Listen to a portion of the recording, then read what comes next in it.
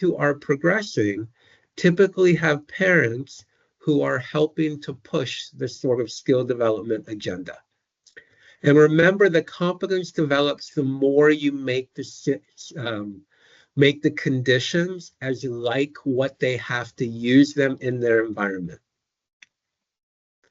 Next slide. So now I'm going to talk really fast about some of my favorite interventions with kids around the different parts of our brain.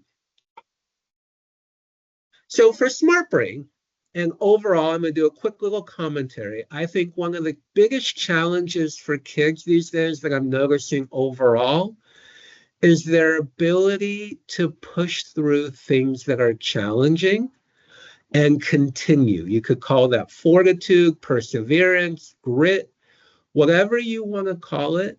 Kids give up very quickly, and kids also think these days, what I'm noticing, that they get to pick and choose whatever they want to do. So I call this activity eating your vegetables. And eating your vegetables, I say, are doing things that are hard that help your mind grow. And I am specific that when I say it's a vegetable activity, I teach them diaphragmatic breathing, 2 belly breaths. And then I ask them and say, you need to say to me out loud, I can do hard things. And then we proceed to start doing vegetables. Things like math, reading, writing, chores, repetitive activities, redoing, whatever it is. And we start with something a little fun and easy. But then as we're getting more and more into the competent phase, we are increasing the size and scope of the vegetables. For kids with impulsivity issues, I always talk about this idea that every human being needs a question they ask themselves before they make a decision. And what's going to be your question? And we come up with that question and then practice through scenarios. What would you want to do? So for example, a kid calls you a name. What would your emotion brain want you to do?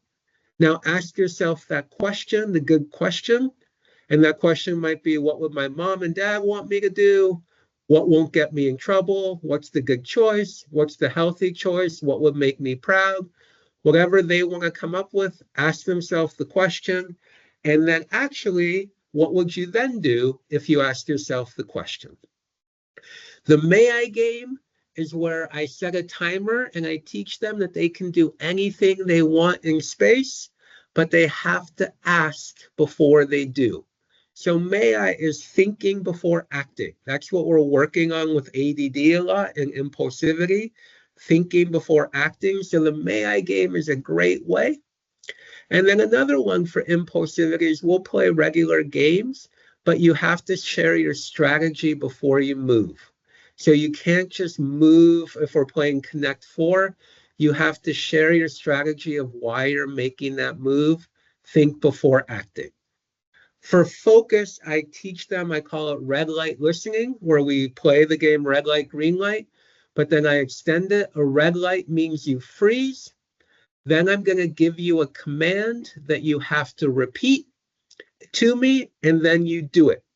You get a point for stopping, freezing, a point for repeating, and a point for doing. Listening challenges, I will automatically just say, listening challenge, I'll teach them about this. And I'll randomly throw out, what did I just say? If they're able to share back with me what they heard, they get a point. If they missed it, they owe me something.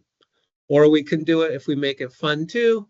If they get it right, they can command me to do something, push-ups, whatever it is, or back and forth. Then for older adults and high schoolers, I work